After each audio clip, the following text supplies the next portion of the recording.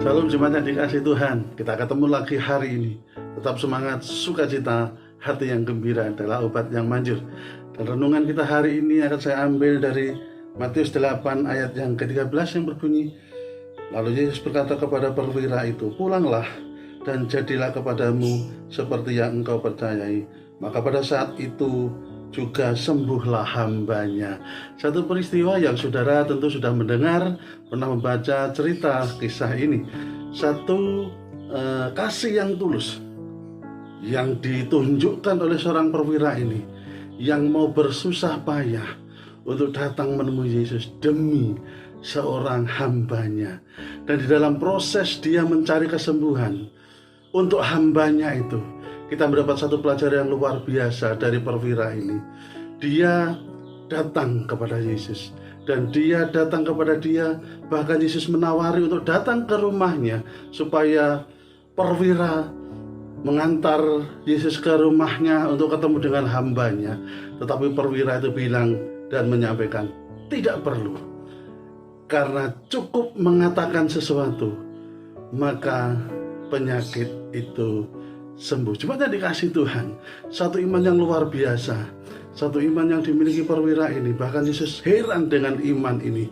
Jika dikatakan di dalam ayat yang ke-13 dikatakan, lalu Yesus berkata kepada perwira itu, pulanglah dan jadilah kepadamu seperti yang engkau percayai.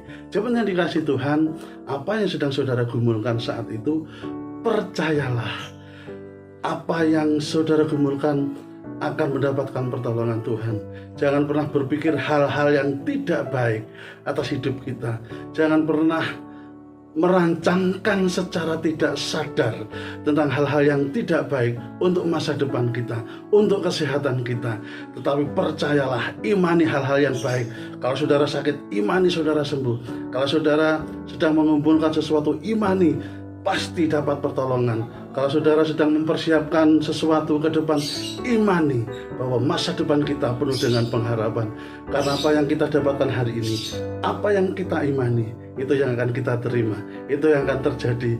Asal bahwa iman itu sesuai dengan firman Tuhan tentu, bukan iman yang ngawur.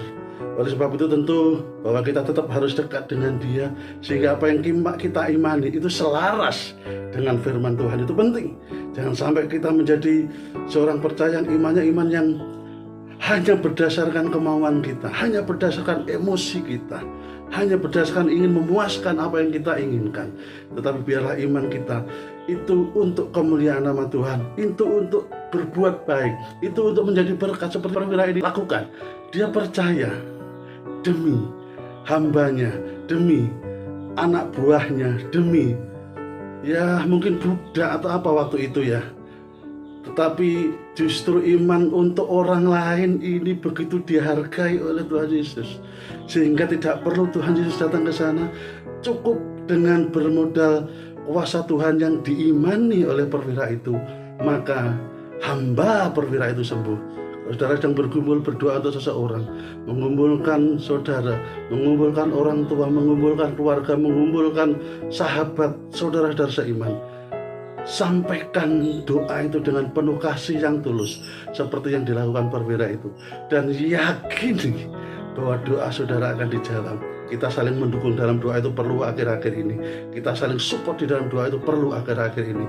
Jangan berdoa hanya untuk keluarga, hanya diri sendiri, tetapi berdoa untuk gereja, untuk bangsa, untuk jemaat, supaya kita saling support, kita saling dukung. Karena terbukti bahwa doa kita untuk orang lain itu dihargai Tuhan.